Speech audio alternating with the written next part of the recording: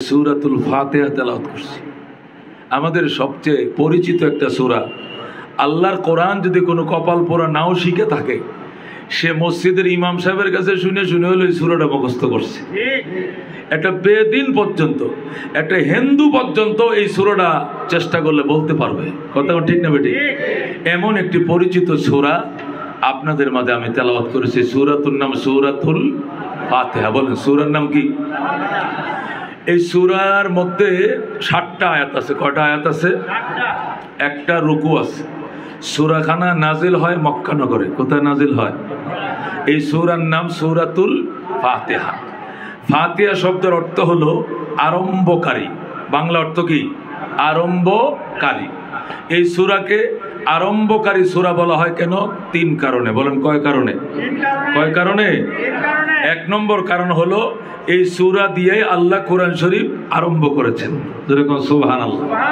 এই সূরা দিয়ে কি আরম্ভ হয়েছে? দেখেন না কোরআন শরীফটা উল্টাইলে ফইলে সূরাটা কোনটা? কোনটা বলেন? আলহামদুলিল্লাহ। এই সূরা দিয়ে আল্লাহ কোরআন শরীফ আরম্ভ করছেন, 1 কারণ। 2 নম্বর কারণ হলো এই সূরা দিয়েই আমরা কোটি কোটি মুসলমান নামাজ আরম্ভ করি। কথা কোন? এই সূরা দিয়ে আরম্ভ কিনা? এই সূরা দিয়ে আরম্ভ করি কিনা? কোনদিন কি বলছিলেন ইমাম সাহেবকে, হুজুর আপনি কি আর কোন সূরা জানেন না? খালি প্রত্যেক ওয়াক্ত শুধু একটা সূরা দিয়ে আরম্ভ করেন, কারণ কি জিজ্ঞাসা করছিলেন? না, এই সূরা দিয়েই নামাজ কি হয়? আরম্ভ হয়। তাহলে এই সূরা দিয়ে আল্লাহ কোরআন শরীফ আরম্ভ করেছেন। এই সূরা দিয়েই দুনিয়ার মুসলমান নামাজ আরম্ভ করে। 3 নম্বর, কমপ্লিট সূরা হিসাবে সর্বপ্রথম এই সূরাই নাজিল হয় আয়াত হিসাবে। অন্যান্য সূরার কিছু আয়াত আগে অবতীর্ণ হয়েছে, কিন্তু কমপ্লিট সূরা হিসাবে এই সূরা ফাতিহাই সর্বপ্রথম নাজিল হয়েছে। এই জন্য এ কারণে এটাকে আরম্ভকারী সূরা বলা হয়। যেরকম সুবহানাল্লাহ। এই সূরার আরেকটা নাম সূরাতুশ শিফা। বলেন কি নাম? শিফা শব্দের অর্থ হলো উপশম। শিফার শব্দের অর্থ কি? উপশম মানে কি? রোগ মুক্তি। কোন? উপশম মানে কি? রোগ মুক্তি, চিকিৎসা, সুস্থতা। আল্লাহ নবী বলেন, যে ব্যক্তি এই সূরা 41 বার কায়েমন বাক্যে পবিত্র জবান দিয়া পাঠ করে দুরারোগ্য ব্যাধিকে ফু দিবে, বিনা চিকিৎসায় সে ভালো হয়ে যাবে। ক্যান্সার হলেও ভালো হয়ে যাবে। বিষাক্ত সাপে কাটলেও এটা উজাব থেকে বেশি কাজ করবে, সে সুস্থ হয়ে যাবে। যেরকম সুবহানাল্লাহ। এই সূরা নাম কি? সূরাতুশ শিফা। সূরাতুল কি? শিফা। আল্লাহ নবী কসম খেয়ে বলেন, শপথ করে বলেন, নবীজি বলেন, ওই আল্লাহর কসম যে আল্লাহ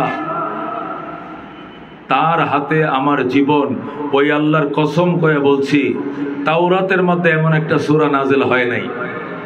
তাওরাতের মধ্যে 1000 সূরা। কয় হাজার সূরা? 1000 সূরা। প্রত্যেকটা সূরার মধ্যে 1000 করে আয়াত। তাওরাত এই এখান থেকে সূরাস্তা নিলে ব্যান লাগবে। কি লাগবে? ব্যান। এত বড় ভলিউম তাওরাতের। অথচ আমগো কোরআন শরীফ তো ছোট। কি কথা কোন ঠিক কিনা?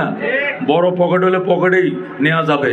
তাওরাত 1000 সূরা বিশিষ্ট একটা কিতাব, এবং প্রত্যেকটা সূরার মধ্যে আয়াতও 1000 করে। আর আমাদের মাত্র 114 সূরা বিশিষ্ট একটা কোরআন। আবার কোন সূরার মধ্যে 3 আয়াত আছে। কুল হুয়াল্লাহ শরীফ, ইন্না আতাইনা শরীফ, এরপরে কি ওয়াল আসরি। কয়টা করে আয়াত? কথা কোন ঠিক কিনা? আল্লাহর নবী বলেন, ওই আল্লাহর কসম যে আল্লাহর হাতে আমার জীবন, সূরা ফাতিহার মতো একটি সূরা তাওরাতেও নাই, ইনজিলেও নাই, জবুরেও নাই, কোরআন শরীফেও নাই। যেরকম আল্লাহু আকবার। আল্লাহর হাবিব বলেন, আল্লাহ তাআলা 104খানা কিতাব নাজিল করেছেন। কয়খানা? এর মধ্যে 50টা কিতাব দিয়েছেন আল্লাহ হযরতে আদম আলাইহিস সালামকে। কয়টা কিতাব? 50। 30 কিতাব দিয়েছেন আদমের ছেলে হযরতে শীশ আলাইহিস সালামকে। 50 আর 30 কত হলো? 80।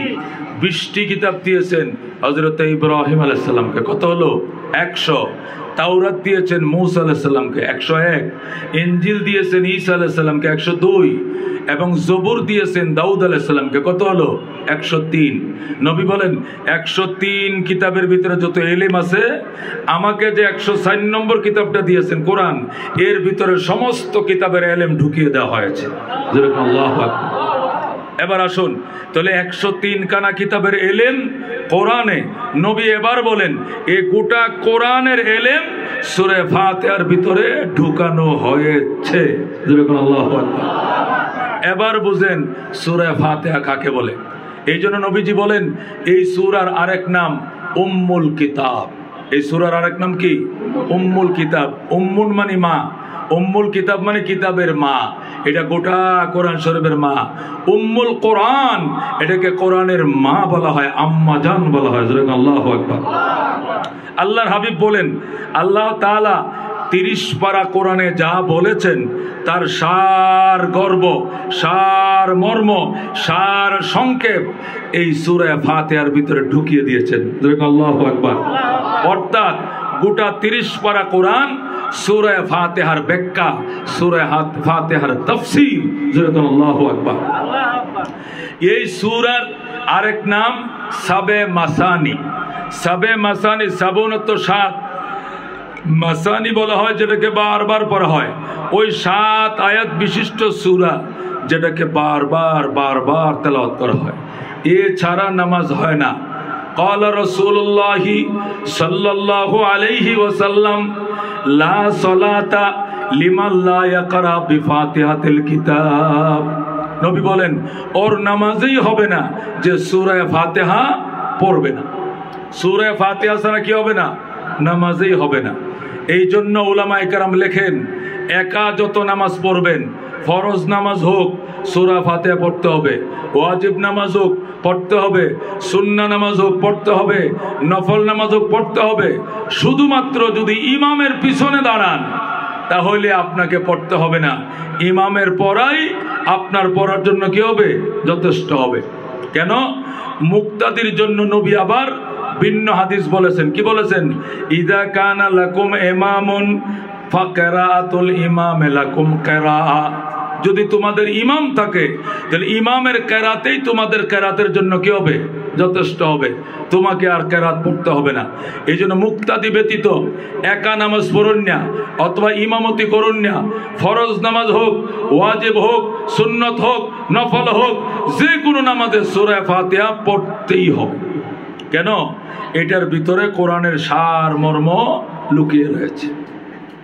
আল্লাহর হাবিব সাল্লাল্লাহু আলাইহি ওয়াসাল্লামের উম্মত আল্লাহ রাব্বুল আলামিন 7 আয়াত বিশিষ্ট এই সূরা নাযিল করেছেন। 7টা আয়াত। কয়টা আয়াত? প্রথম 3টি আয়াতের মধ্যে আল্লাহ আমাদেরকে তার প্রশংসা শিখাইছেন। মাঝখানের আয়াত বন্দা আর খোদার মাঝখানে দরখাস্ত। শেষের 3 আয়াতের মধ্যে আল্লাহর দরবারে বন্দা কেমনে মোনাজাত করবে আল্লাহ শিখিয়েছেন। আল্লাহ বলেন আলহামদুলিল্লাহি রাব্বিল আলামিন। এখানে কুলু শব্দ মাহজুব আছে। কুলু আলহামদুলিল্লাহি রাব্বিল আলামিন। বলো আমার বান্দা বান্দিরা বলো সমস্ত প্রশংসা বিশ্বজাহানের প্রতিপালকের জন্য। যেরকম সুবহানাল্লাহ। কুলু আগে দেয়া মাহজুব আছে। মাহজুব বলা হয় গোপন আছে। আলহামদুলিল্লাহ বলার আগে দেয়া আরবিতে একটা সেন্টেন্স লুকিয়ে আছে। সেই সেন্টেন্সটা কি? কুলু। তোমরা বলো আলহামদুলিল্লাহি রাব্বিল আলামিন। সমস্ত প্রশংসা বিশ্বজাহানের প্রতিপালকের জন্য। আলহামদু সকল প্রশংসা, লিল্লাহ ওই আল্লাহ তাআলার জন্য, রব্বিল আলামিন যিনি সমস্ত জগতের রব। আলামিন আলমনের বহু বচন আলামিন। আলম বলা হয় জগৎকে, আলামিন মানে জগৎ সমূহ। যিনি জগৎ সমূহের রব তার জন্য সকল প্রশংসা। কত জগৎ আছে আমরা অনেকে জানি। জগৎ 2টা, ইহজাহান পরজাহান। কয় জাহান আছে? 2 জাহান। আবার কেউ বলে জগৎ 3টা। কয়টা? ত্রিভুবন বলে। একটা রুহের জগৎ, আর একটা দুনিয়ার জগৎ, আর একটা পর জগৎ। জগৎ কয়টা? কেউ বলে 3টা। ত্রিভুবনের প্রিয় মোহাম্মদ এলো রে দুনিয়ায়। ত্রিভুবন মানে 3 জগৎ। আর কেউ বলে 2 জগৎ।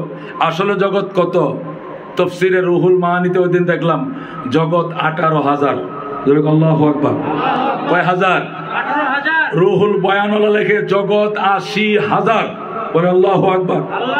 আল্লাহ তাআলা 80,000 জগৎ বানাইছেন। কয় হাজার? 80,000। তিনি 80,000 জগতের স্রষ্টা। 80,000 জগৎ এবং জগতের বাসিন্দাদেরকে খাওয়ায়, পালে। ওই রবের জন্য সকল প্রশংসা। জোরে বলুন সুবহানাল্লাহ।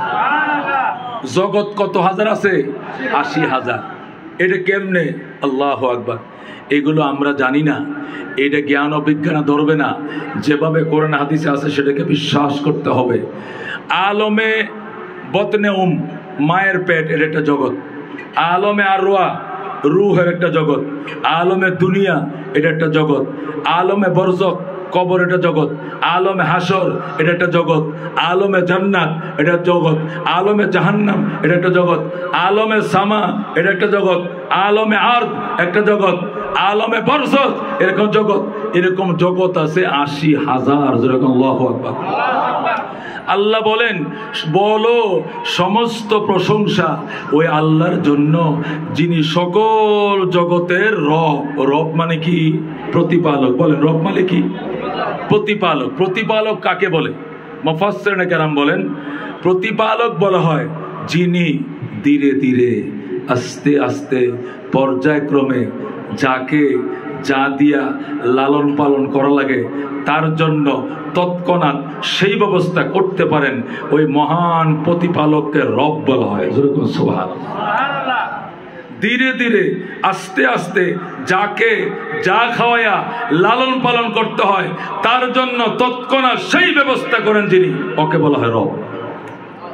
তাহলে সে 80,000 জগতের রব তিনি। সকলের লালন পালনের সিস্টেম কি এক? বলেন এক। মুরগির বাচ্চা যা দিয়ে পালে মানুষের বাচ্চাকে তাই দিয়ে পালে। বলেন মুরগির বাচ্চা জন্মের পরে, ডিম থেকে ফোটার পর সে খায় খুদ। সে খায় কি? খুদ খায়। কতক্ষণ ঠিক কিনা? আর মানুষের বাচ্চা মায়ের গর্তে জন্ম নিয়ে খায় দুধ। কতক্ষণ ঠিক কিনা? তো মানুষের বাচ্চা খায় দুধ, মুরগির বাচ্চা খায় খুদ। দুইটা কি এক জিনিস? মুরগির বাচ্চার সামনে খুদ দিয়ে রাখলে সে এমনি কুটকুট কুটকুট করে খায়, খুনগুলো খায়। আর মানুষের বাচ্চা কি? ওয়া ওয়া ওয়া করে খাবে। কতক্ষণ ঠিক কিনা? মুরগির বাচ্চার জন্য খুদের ব্যবস্থা কে করে?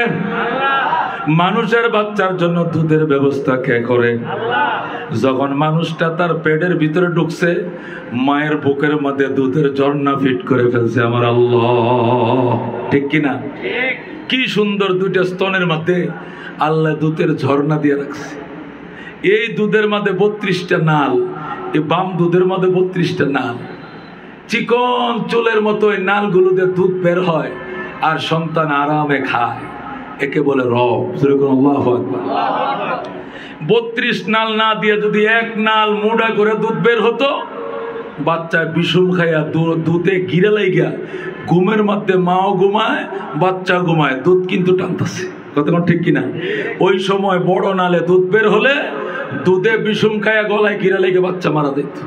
এই জন্য আল্লাহ চুলের মতো চিকন চিকন 32টা নাল দিয়ে রে বাজান আমাদেরকে দুধের ব্যবস্থা করছেন, ওনাকে বলা হয় রব। আল্লাহু আকবার। আবার দেখেন, এই দুধ যদি গরমের দিনে গরম হইতো আমরা খাইতাম না। গরমের দিনে দুধকে ঠান্ডা করার জন্য মায়ের বুকের মধ্যে আল্লাহ ফ্রিজ ফিট করে দুধকে ঠান্ডা বানাইছে। গরমের দিনে আমরা যেরকম ঠান্ডা পানি খায় মজা পাই, আল্লাহ মায়ের দুধটাকে এরকম ঠান্ডা করে দেয়। আবার শীতের দিনে, ঠান্ডার দিনে যদি মায়ের দুধটাও ঠান্ডা হতো, বাচ্চার নিউমোনিয়া হয়ে যাইতো, ঠান্ডা লেগে মারা যাইতো। এই জন্য মায়ের বুকের মধ্যে হিটার ফিট করে দুধকে গরম করে দিয়েছেন কে? একে বলে রব। ও বন্ধু, ও বন্ধু, দুধ যদি গাভীর দুধের মতো মিডিয়াও না তিতাও না এমন হয়তো বাচ্চা খাইতো না। এই জন্য মায়ের দুধের মধ্যে পরিমাণ মতো চিনিও দিয়ে রাখছে কে? মায়ের দুধের মধ্যে চিনি মিশায় রাখছে কে? এই চিনিটা ঢুকলো কেমনে? এটা মায়ের পেটের ভিতর দিয়ে ঢুকায় রাখছে কে? ওই মহান কারিগরকে বলা হয় রব। জোরে কোন আল্লাহু আকবার। আল্লাহ কুলু আলহামদুলিল্লাহি রাব্বিল আলামিন, বলো আমার বান্দা বান্দি সমস্ত প্রশংসা বিশ্বজাহানের প্রতিপালকের জন্য।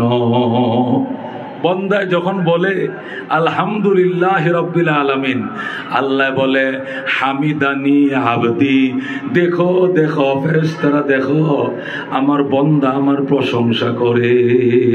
সুবহানাল্লাহ। আল্লাহ বলে বন্দা তোমার রবের আর কি পরিচয়? বন্দা বলে আর রহমানির রহিম, তিনি হলেন পরম করুণাময়, রহিম দয়ালু, তিনি পরম করুণাময় দয়ালু। আল্লাহু আকবার। তিনি কে? পরম করুণাময়। পরম করুণাময় কাকে বলে?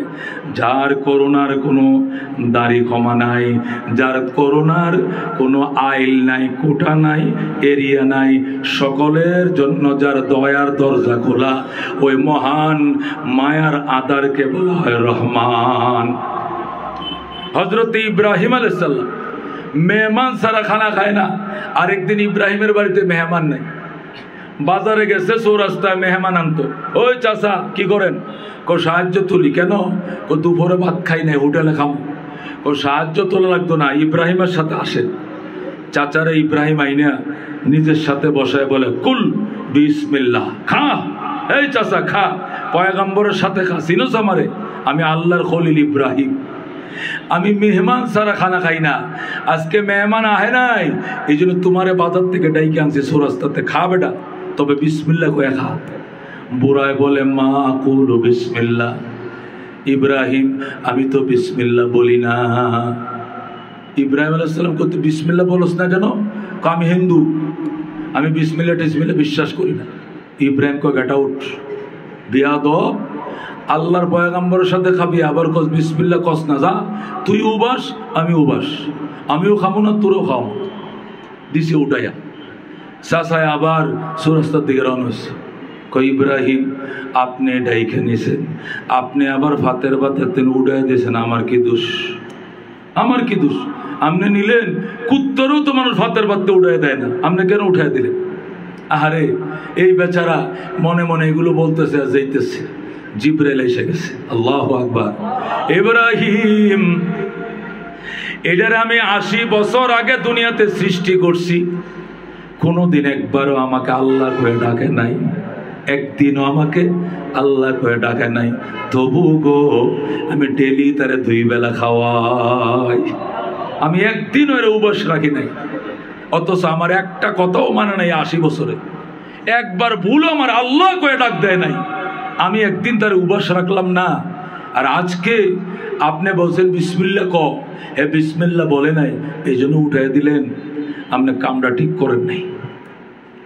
ইব্রাহিম কো আল্লাহ ও মাবুদ আমার নামে গুনাহ লেখো না, আমি চাচারে এখন যাই আবার বাজার থেকে ডাইকা এনে খাওয়াবো। ইব্রাহিম আলাইহিস সালাম আবার গেছে বাজারে, যাই গো চাচা যায়েন না দিগান, চাচা যায়েন না দিগান, কোন যাবো না, আসেন দিকে আসবো না, মেজাজ খারাপ চাচার। বাজান আবার আপনাকে নিতে আসছি, আপনি বিসমিল্লাহ কইলেও খান, না কইলেও খান, বাবা খান খান খান খান। চাচারে ইব্রাহিম কুলে করে নিয়ে আসছে, কুলে করে নিয়ে আয় বসছে। চাচা বলে আমি খাবো না, হাত নে গলায় উঠেছে, হাত দিব ফেলে দে, হাত তুলছে গলায়, খাবো না খাবো না, আমি মেজাজ খারাপ। আগে আনছো বসাইছো আর ধুইছি, বিসমিল্লাহ বলি নাই, অপরাধে উঠাই দিলা, আর এখন বলতেছো বিসমিল্লাহ কইলেও খা না কইলেও খা, ঘটনা কি? ইব্রাহিম কয় তোমারে কেন উঠাই দিছি? আল্লাহ বড় রাগ করেছেন, কারণ তিনি রহমান। বলেন আল্লাহু আকবার। তিনি রহমান, তিনি মায়ার আধার, তিনি দুনিয়াতে রহমান। আপনাকে যে উঠাই দিছি অনেক রাগ করেছে, আমারে উঠাইছে, উনি রাগ করবে কেন? রাগ করবে না, তুমি তো তারই সৃষ্টি। আল্লাহু আকবার। এখন বুড়াই কয় আমি তার সৃষ্টি, মানে কার সৃষ্টি? তুমি রহমানের সৃষ্টি।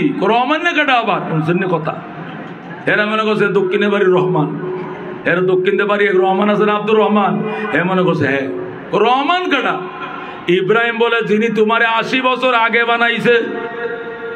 বুড়াই কয় আমার বয়স 80, এটা তোমার রবে জানে কেমনে? বুঝছেন কথা?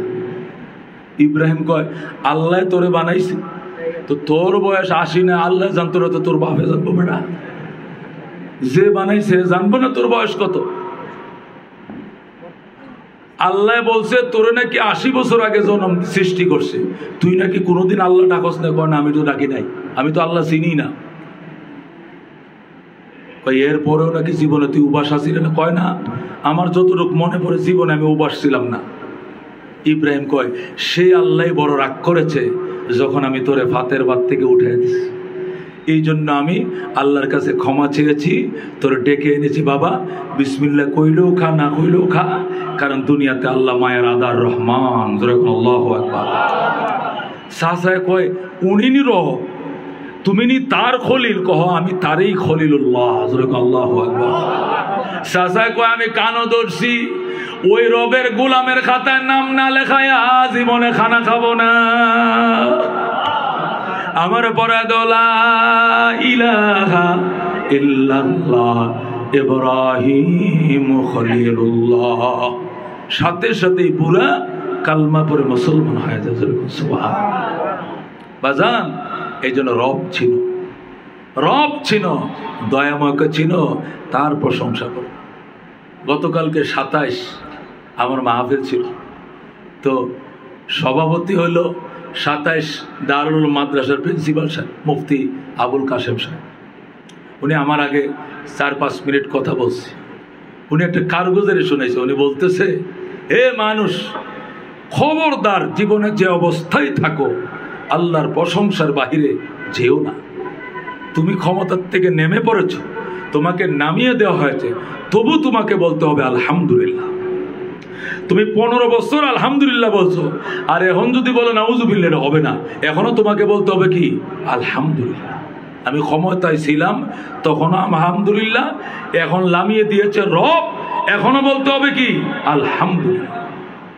উনি বলতেছেন যে আমার এক মুসল্লির বাসায় ঢাকায় বেড়াইতে গেলাম, যাওয়ার পরে মুসল্লি আমার সামনে, ওনার একটা ব্যবসা প্রতিষ্ঠান আছে, সেখানে আমার নিয়ে গেল ফার্সের দোকান। আমি ফার্সের দোকানে যাইয়া অবাক হয়ে গেলাম, সে যে এত পয়সা হল আমি জানতাম না। যাইয়া দেখি কোটি কোটি টাকার ব্যবসা। ফার্সের ব্যবসা দামি ব্যবসা নয়, শত গাড়ির যত মালামাল আছে সব। তো উনি বলতেছে হুজুর ব্যবসা বাণিজ্য তো বড়ই, টাকা পয়সাও কোটি কোটি, তবে মনে শান্তি নাই। কি করতাম? আমি বললাম বলেন আলহামদুলিল্লাহ। আলহামদুলিল্লাহ কেমনে কম হুজুর, যে বিপদে আছি। কি বিপদ? আল্লাহ আমার একটা ছেলে দিছে ভালো সুস্থ, আর একটা মেয়ে দিয়েছে। এই মেয়েটার বয়স 6 বছর, তাকে 11 বার অপারেশন করা লাগছে। আমার লক্ষ লক্ষ কোটি কোটি টাকা শেষ হয়ে গেছে। আল্লাহ আমার এত পরীক্ষা ফেললো কেন? তবু বলতে হবে আলহামদুলিল্লাহ। তো হুজুরে বলতেছে মেয়েটাকে আমার দেখাইতে আনলো, আমি দেখলাম। তো উনি বলতেছেন হুজুর এখন তো দেখে আপনি ঠিক আছেন, এই মেয়েটা জন্মের পরে যেভাবে ছিল আপনি দেখলে আপনি সহ্য করতে পারতেন না। আমি বাবা তো সহ্য করছি। কেমন? আমার মেয়েটা জন্ম নিয়েছে এই কোমর পর্যন্ত এক সিস্টেমে, কোমরের নিচে আরেক সিস্টেমে। আমি তো এইভাবে চাই রয়েছি, হুজুরে বলতেছে কিরকম সিস্টেম? এই মাথার থেকে কোমর পর্যন্ত সামনাটা সামনে, সামনে আছে না, বুকটা সামনে থাকে না পিছনে, সামনে, চোখ থাকে সামনে না পিছনে, সামনে, নাভি থাকে সামনে না পিছনে, কয় কোমর পদ্ম সামনের অংশটা সামনে, কোমরের নিচে আমার মেয়ের অংশটা পিছনের দিকে। এরকম দেখছেন জীবনে? কেউ দেখছেন জীবনে? আল্লাহু আকবার বলেন। কোমর থেকে নিচে যত অঙ্গ প্রত্যঙ্গ পা টা যা আছে সব পিছনের দিকে। কল্পনা করা যায়? কে পারে? কে পারে? পিছনের অংশটাকে ঘুরাইয়া সামনে আনতে পর্যায়ক্রমে এই 6 বছরের বাচ্চাটাকে 11 বার অপারেশন করা লাগছে। এই অপারেশনটা কি নর্মাল অপারেশন না মেজর? মেজরের উপরে আরো কোনো নাম থাকলে ওইটা। কথা কোন ঠিক কিনা? 11 অপারেশনের পরে কোটি কোটি টাকা খরচ করার পর এখন তো মেয়েটাকে মেয়ের মতো একটা মানুষের আকৃতির মতো দেখা যায়। এখনো সে কোনো উঁচা নিচা জায়গায় চলতে পারে না, সমান জায়গায় একটু একটু কুটকুট করে সাহস করে একটু আস্তে আস্তে হাঁটতে পারে। কি হবে বড় হলে? ঠিক হবে কিনা, কতটুক তার শরীরের গঠন পজিশনে যাবে, কয়টা ডাক্তার বলে আমরাও জানি না, একমাত্র কে জানে? কে জানে? আল্লাহ কয় আর রহমানির রহিম, আমি পরম করুণাময়, আমি পরম করুণাময়। ও মুসলমান, এই জন্য করুণাময়ের দয়া পায়া করুণাওয়ালাকে ভুলে যেও না। ও করুণা আসলে খালি করুণার কথা মনে করো না, করুণা না আসলেও তারা কি করতে হবে? মনে করতে হবে। মুহতারাম হাজিরিন, মূসা আলাইহিস সালামের জামানায় বিশাল জলোচ্ছ্বাস, তুফান, পুরা মিশরের বাড়িঘর সব ধ্বংস হয়ে গেছে, এক বুড়ির ঘর ধ্বংস হয়ে গেছে। মূসা আলাইহিস সালাম বিকালবেলা দেখতেছে কার বাড়িঘর ভাঙছে। বুড়ি এসে মূসা নবীর কাছে কান্দে, ও আল্লাহর পয়গম্বর, আল্লাহ সবার ঘর বাড়ি ফালছে, ঠিক আছে, আমারটা কি ফালতে পারে? আমার কোনো জামাই নাই, সন্তান নাই, কেউ নাই আমার। ও বাবা, এটাই আল্লাহ সিস্টেম, তিনি রহমান। আযাব আইলেও সমান, রহমত আইলেও এভারিস। যেরকম আল্লাহু আকবার। বুড়ি কান্দে, মূসাও কান্দে। আল্লাহ কো, বন্ধু আপনি কান্দেন কি জন্য? এই বুড়ির দুর্দশা দেখে আল্লাহ আমি সইতে পারি না, আমিও কান্দি। আপনি তুফানটা একটু ঘুরাই, হেদিক দিয়ে ঘুরাই নিতেন, তাহলে তো বুড়ির ঘরটা পড়তো না। এই বেচারের ঘর বাইন্দে দিব কেডা? তার ছেলে নাই, স্বামী নাই, দেবর নাই, বাসন নাই, এই দুনিয়া তোর কেউ নাই। আপনি তুফানটা একটু ঘুরাই নিতেন আরেক দিক দিয়ে, তো বুড়ির ঘরটা রেখে দিতেন। আল্লাহ কো, আহারে, এটা তো দুনিয়ার নিয়ম। নিয়ম মায়া হইলে সবার উপরে, আর আযাব আসলেও সবার উপরে এভারিস। মূসা আলাইহিস সালাম কয়, না, ইচ্ছা করলে তো আপনি পারেন। কয়, ইচ্ছা করলে পারি, কিন্তু এটা করি না, এটা আমার নিয়ম না। মূসা আলাইহিস সালাম কয়, আপনি বুঝায় বলেন। আল্লাহ তাআলা অর্ডার দিলেন পিঁপড়ারে, পিপিলিকারে কোথায় আসোস? মূসার দুই পাটে উঠো, দুই পায়ে উঠা 4-5টা করে কামড় দে, বেশি কামড় দিস না। লাল পিঁপড়া উঠা এই পায়ে 5টা দিছে কামড়, এই পায়ে 5টা। মূসা আলাইহিস সালাম ডললে যত পিঁপড়া আছে সব মেরে ফেলছে, হাজার হাজার পিঁপড়া সব মেরে ফেলছে। আল্লাহ কয়, আল্লাহর পয়গম্বর, আপনি একজন নবী আমার, আপনাকে কয়টা পিঁপড়া কামড় দিছে? 8-10টা কামড় দিছে। মারছেন কয়টা? হাজারে হাজার। কেন? যে কয়টা কামড় দিছে ওই কয়টা মারবেন, দেখে দেখে মারবেন, এভারেজ মারলেন কেন? মূসা আলাইহিস সালাম কয়, আল্লাহ এতক্ষণে বুঝছি বুড়ির ঘর কি জন্য ভাবছো, এতক্ষণে বুঝে আইছে। ডলায় যেমনে সব মারছি, তুমিও বেঈমানদের ডলায় ইমানদার বুড়ির ঘর শুদ্ধ ফালাই দিছো। যেরকম আল্লাহু আকবার। একে বলা হয় কি? রাহমান। আল্লাহ কয়, বেশি দয়ার মালিক বলে ধোকায় পড়ো না, মালিক ইয়াউমিদ্দিন, আমি কিন্তু বিচার দিনের মালিক। কোন দিনের মালিক? আমি বিচার দিনের মালিক। মুফাসসিরিনে কেরাম বলেন, আল্লাহ কি খালি বিচার দিনের মালিক, দুনিয়ার মালিক কি নয়, বাড়ির মালিক কি নয়, গাড়ির মালিক কি নয়, রুহের জগতের মালিক কি নয়, দুনিয়ার মালিক কি নয়, খালি বিচার দিনের মালিক বললো কেন?